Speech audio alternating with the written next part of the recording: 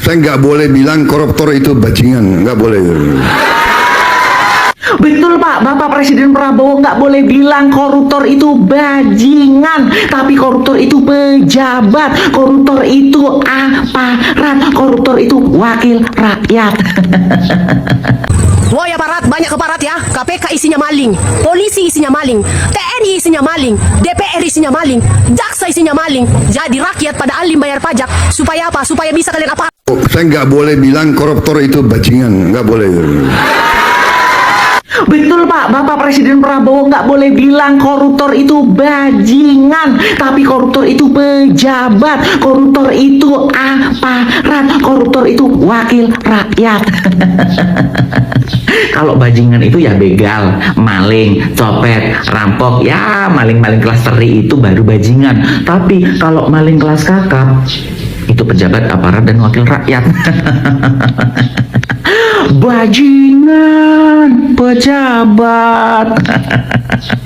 Sebaiknya mereka masuk penjara neraka.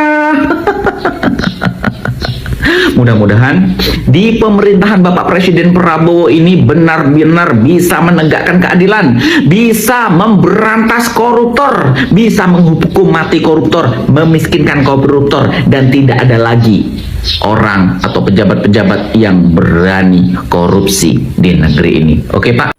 Woi aparat, banyak aparat ya. KPK isinya maling, polisi isinya maling, TNI isinya maling, DPR isinya maling, jaksa isinya maling. Jadi rakyat pada alim bayar pajak. Supaya apa? Supaya bisa kalian aparat pada maling. Jangan melawan kehendak rakyat. Kalimat Presiden Prabowo ini terdengar sangat kuat, tetapi justru karena begitu kuat, standar untuk membuktikannya juga harus sama kuatnya. Rakyat tentu senang mendengar pejabat diingatkan bahwa mereka hanyalah pelayan masyarakat, bahwa bintang di pundak, topi di kepala, dan jabatan yang mereka pakai semuanya berasal dari rakyat. Kalimat itu indah, tetapi politik selalu punya ujian yang sederhana. Bukan seberapa indah ucapannya, melainkan seberapa konsisten pelaksanaannya. Hari ini masyarakat semakin kritis. Mereka tidak lagi mudah terkesan oleh pidato. Yang mereka lihat adalah fakta sehari-hari. Apakah pelayanan publik membaik? Apakah korupsi benar-benar diberantas? Apakah hukum diterapkan secara adil tanpa memandang jabatan dan kekuasaan? Karena bila pidato berbicara tentang keberpihakan kepada rakyat, maka kebijakan dan tindakan harus mampu membuktikannya. Dalam demokrasi, kepercayaan bukan dibangun oleh retorika. Kepercayaan lahir dari konsistensi, dari keberanian mengambil tindakan, dari kesediaan menerima kritik, dan dari kemampuan memenuhi janji. Maka ketika Presiden mengatakan jangan melawan kehendak rakyat, kalimat itu bukan hanya ditujukan kepada birokrasi, tetapi juga menjadi ukuran yang akan dipakai rakyat untuk menilai pemerintah itu sendiri. Karena pada akhirnya rakyat tidak membutuhkan kata-kata yang semakin indah.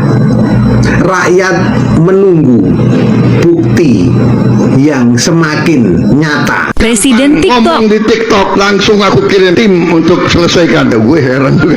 Astaga naga ya, yang diurusin TikTok sekarang. Mana ada presiden dunia sekelas Putin atau Donald Trump atau Giorgia Meloni, Perdana Menteri Italia.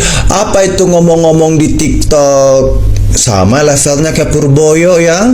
Mau menteri, mau junjungannya juga sama aja, bosnya urusan TikTok. Sensi ya, kalau kami ngomong ya di TikTok ya, masih ada waktu nge-scroll TikTok. Kalau Menteri Keuangan sih suka nge-live sama anaknya di TikTok, gue aneh gitu. Memang nggak ada kerjaan ya? Urusin negara sampai Merauke masih ada waktu untuk urusin TikTok. Di TikTok kan orang stres semua kayak kami.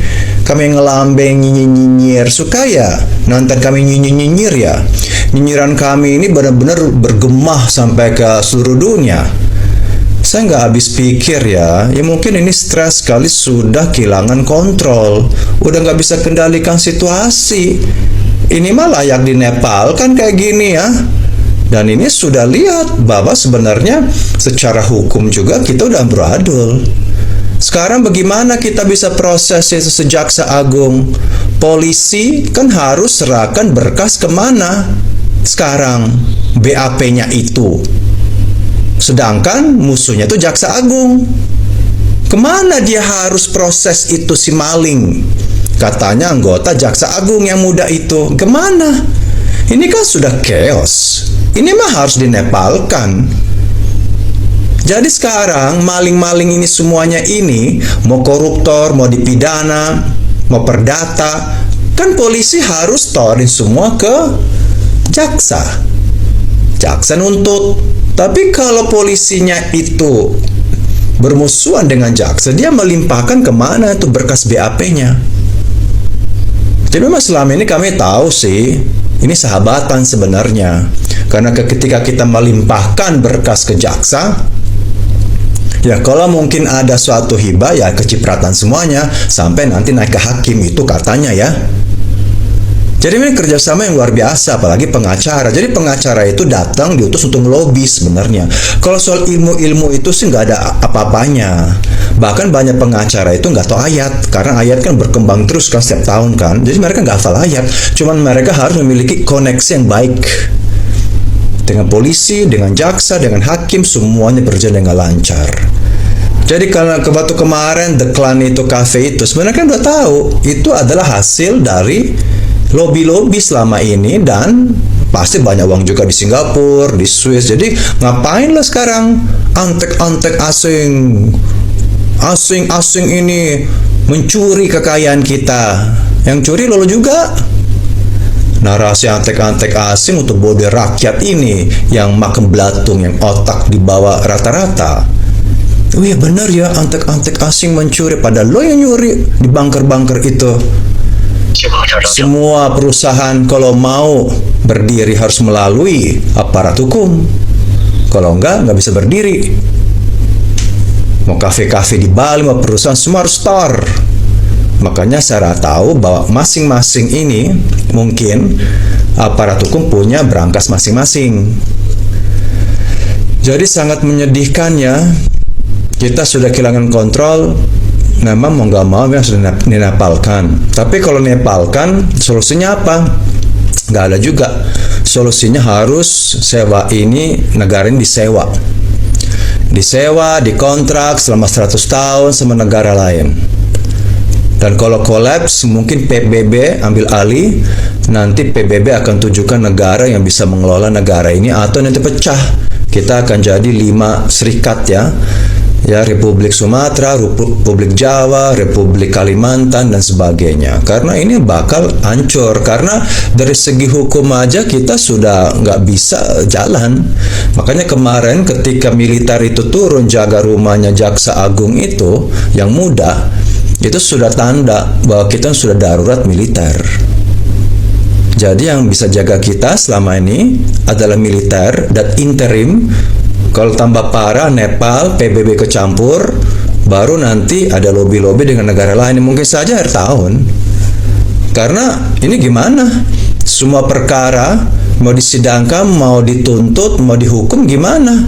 Polisi sama jaksa udah ribut.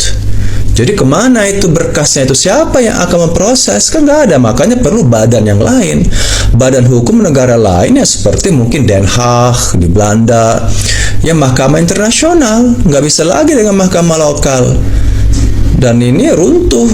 Investasi juga nggak mau datang ke negara yang ketika mereka punya masalah hukum, perusahaan pabrik, gimana? Siapa akan bela mereka? Polisi. Sedangkan polisi ribut sama jaksa. Dan nggak bisa didamaikan dalam waktu 1 hari. Baik-baik ya, bagi-bagi hasil. Itu kepercayaan sudah hilang. The trust has been broken forever. Kalian sadar nggak? Nggak sadar. Orang asing mau datang ke sini buka pabrik punya masalah hukum atau ditipu, dia ke polisi, tapi polisinya ribut dengan jaksa, ya udah apa? Nggak bisa. Ini harus dirombak semuanya, harus disewa negara ini. Baru Antek asing beneran, tapi Antek bukan asing. Dipimpin sama asing lebih bagus kan? Makanya lo nyesel kan merdeka dari Belanda? Nyesel sekali. Lo kata merdeka dari mana? Belum merdeka, malah jadi babu, jadi budak aparat lo. Coba kalian lihat pidato Prabowo terbaru ini. Saya tidak ingin lihat anak-anak lapar. MBG kita teruskan. Saya ingin rakyat yang paling miskin senyum karena dia ada harapan. Sementara berita terbaru 39 Pemda kesulitan untuk membayar P3K, Pak. Puluhan ribu P3K terancam dirumahkan, Pak. Tenaga pegawai yang sudah dibentuk, yang sudah diseleksi, tiba-tiba harus hilang pekerjaannya. Karena apa? Karena bangunan ini, Pak. Buat program, jangan sampai mengorbankan tenaga atau pekerjaan yang sudah ada, Pak. Di antara P3K itu, Pak, ada guru yang tujuannya mendidik anak-anak, Pak.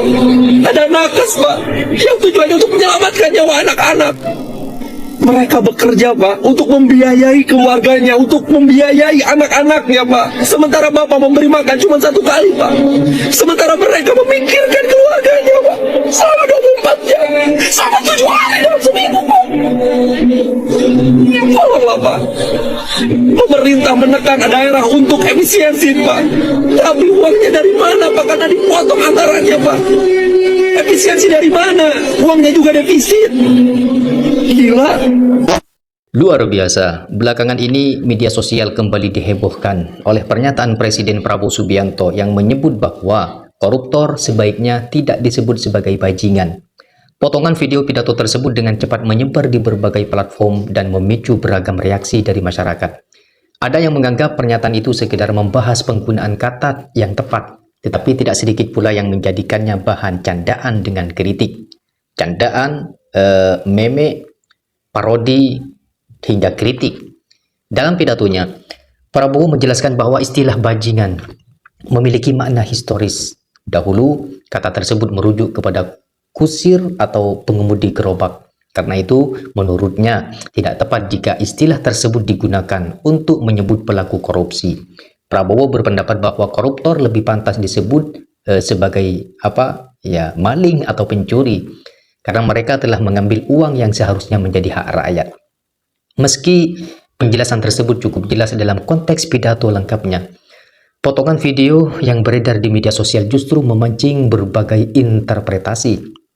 Banyak warganet yang hanya melihat cuplikan singkat tanpa menyaksikan keseluruhan penjelasan. Akibatnya muncul anggapan seolah-olah Presiden melarang masyarakat menghina koruptor atau bahkan dianggap sedang membela mereka. Tak butuh waktu lama, kolom komentar di berbagai media sosial dipenuhi beragam respon. Sejumlah akun membuat meme dan video parodi yang menyindir pernyataan tersebut.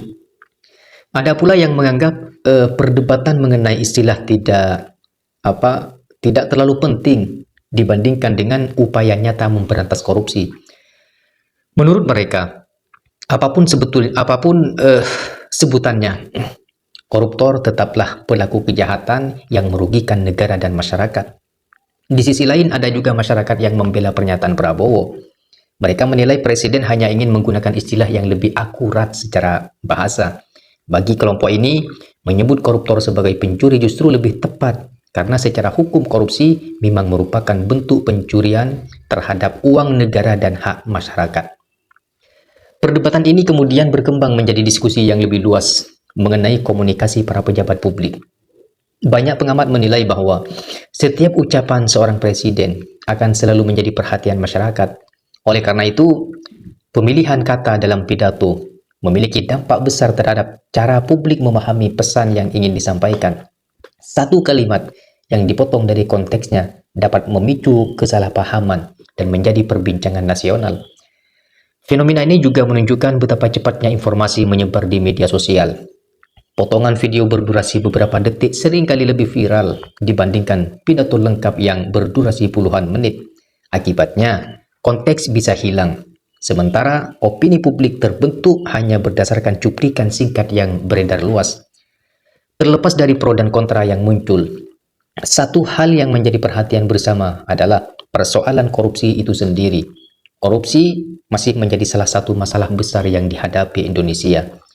Masyarakat tentu berharap pemerintah tidak hanya menyampaikan pesan-pesan yang kuat dalam pidato, tetapi juga menunjukkan langkah nyata dalam penegakan hukum dan pemberantasan korupsi secara konsisten. Pada akhirnya, perdebatan mengenai apakah koruptor pantas disebut bajingan, maling, atau pencuri mungkin akan terus berlangsung. Namun yang jauh lebih penting adalah memastikan bahwa para pelaku korupsi diproses sesuai hukum dan memberikan efek jera.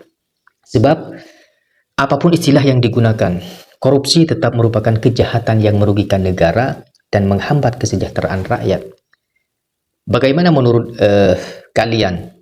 Apakah persoalan ini hanya soal pilihan kata atau justru mencerminkan pentingnya cara seorang pemimpin menyampaikan pesan kepada publik? Maka dari itu, tulis pendapat kalian di kolom komentar. Dan jangan lupa ikuti terus informasi terbaru seputar isu politik dan kebijakan publik.